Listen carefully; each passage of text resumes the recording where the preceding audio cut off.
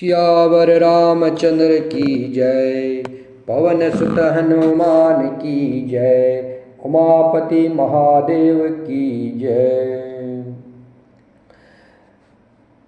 शिवजी ने उनकी वह मूर्ति अपने हृदय में रख ली। शिवजी ने भगवान श्री राम जी की मूर्ति अपने हृदय में रख ली। उसी समय सप्तऋषि शिवजी के पास आए। प्रभु महादेव ने उनसे अत्यंत सुहावने वचन कहे।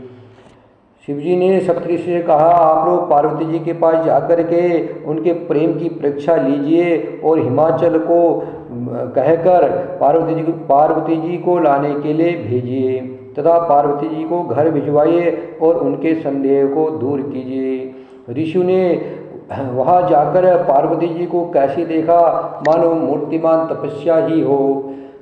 मुनि बोले, हे शैल कुमारी, सुनो, तुम किस लिए इतना कठोर तप कर रही हो? तुम किसकी आराधना करती हो और क्या चाहती हो? हमसे अपना सच्चा भेद क्यों नहीं कहती? पार्वती जी ने कहा, बात कहते मन बहुत सकुचाता है। आप लोग मेरी मूर्खता सुन करके हंसेंगे। मन ने हट पकड़ लिया है, वह उपदेश नहीं सुनता है और जड़ पर दीवार उठाना चाहता है। नारद जी ने जो कह दिया उसे सत्य जानकर मैं बिना ही पंख के उड़ना चाहती हूँ। हे मुनियों, आप मेरा ज्ञान तो देखिए कि मैं सदा शिव जी को ही पति बनाना चाहती हूँ। पार्वती जी की बात सुनते ही ऋषि लोग हंस पड़े और बोले, तुम्हारा शरीर पर्वत से ही उत्पन्न हुआ है। भला कहो तो नारद का उपदेश सुनकर आज तक किसका घर बसा है? उन्होंने जाकर दक्ष के पुत्र को उपदेश दिया था, जिससे उन्होंने फिर लौटकर घर का मुँह भी नहीं देखा।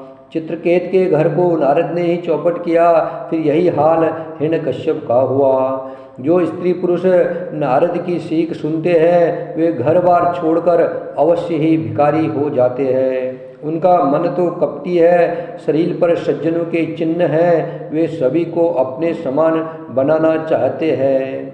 उनके वचनों पर विश्वास मानकर तुम ऐसा पति चाहती हो जो स्वभाव से ही उदासीन, गुणहीन, निर्लज्ज, बुरे वेश वाला, नर कपालों की माला पहनने वाला, कुलहीन, बिना घर बार का, नंगा और शरीर पर सांपों को लपेटे रखने वाला है। ऐसे वर के मिलने से कहो तुम्हें क्या सुख होगा? तुम उस ठग नारद के बहकावे में आकर खूब भूली। पहले पंचों के कहने से शिव ने सती से विवाह किया था, परंतु फिर उसे त्याग कर मरवा डाला। अब शिवजी को कोई चिंता नहीं रही, भीख मांगकर खा लेते हैं और सुख से सोते हैं। ऐसे स्वभाव से ही अकेले रहने वाले के घर भी भला क्या कभी स्त्रियां टिक सकती है? अब भी हमारा कहा मानो, हमने तुम्हारे लिए अच्छा वर विचारा है। वह बहुत ही सुंदर, पवित्र, सुखदायक और सुशील है, जिसका यश और लीला वेद गाते हैं। वह दोष से रहित, सारे सद्गुणों की राशि, लक्ष्मी का स्वामी और बैकुंठपुरी का रहने वाला है। हम ऐसे वर को लाकर तुमसे मिला देंगे। यह सुनते ही पार्वती जी हंसकर के बोली, आपने यह सत्य ही कहा है कि मेरा यह शरीर पर्वत से उत्पन्न हुआ है, इसलिए हट नहीं छूटेगा, शरीर भले ही छूट जाए। सोना भी पत्थर से उत्पन्न होता है, सो वह जलाए जाने पर भी अपने स्वभाव को नहीं छोड़ता।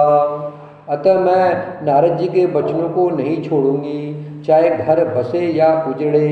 इससे मैं नहीं डरती। जिसको गुरु के वचनों में विश्वास नहीं है, उसको सुख और सिद्धि स्वप्न में भी सुगम नहीं होती।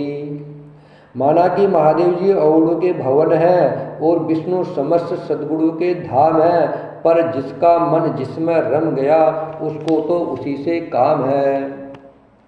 हे मुनीश्वरों, यदि आप पहले मिलते तो मैं आपका उपदेश सिर माथे रखकर सुनती, परंतु अब तो मैं अपना जन्म शिवजी के लिए हार चुकी, फिर गुण दोषों का विचार कौन करे?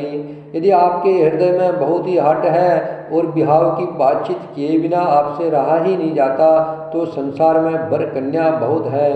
खिलवाड़ करने वालों को आलस्य तो होता नहीं, और कहीं जाकर कीजिए। मेरा तो करोड़ों जन्म तक यही हट रहेगा कि या तो शिवजी को वरूंगी, नहीं तो कुमारी ही रहूंगी। सवै शिवजी 100 बार कहे तो भी नारद जी के उपदेश को न छोड़ूंगी। जगत जननी पार्वती जी ने फिर कहा कि मैं आपके पैरों पड़ती हूँ, आप अपने घर जाइए, बहुत देर हो गई है। शिव जी में पार्वती का ऐसा प्रेम देखकर ज्ञानी मुनि बोले, हे जगत जननी, हे भवानी, आपकी जय हो, जय हो। आप माया है और शिवजी भगवान है, आप दोनों समस्त जगत के माता पिता हैं। यह कहकर मुनि पार्वती जी के चरणों में सिर नवाकर चल दिए। उनके शरीर बार बार पुलकित हो रहे थे। मुनियों ने जाकर हिमवान को पार्वती जी के पास भेजा और वह विनती करके उनको घर ले आए। फिर सप्तऋषियों ने शिवजी के पास जाकर उनको पार्वती जी की सारी कथा सुनाई। पार्वती जी का प्रेम सुनते ही शिवजी आनंद मग्न हो गए। सप्तऋषि प्रसन्न होकर अपने घर ब्रह्मालोक को चले गए।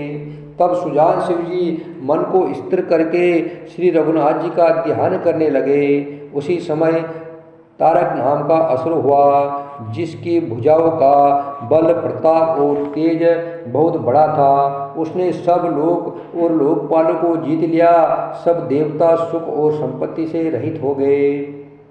वह अजर अमर था, इसलिए किसी से जीता नहीं जाता था। देवता उसके साथ बहुत तरह की लड़ाइयाँ लड़कर हार गए। तब उन्होंने ब्रह्मा जी के पास जाकर पुकार मचाई। ब्रह्मा जी ने सब देवताओं को दुखी देखा।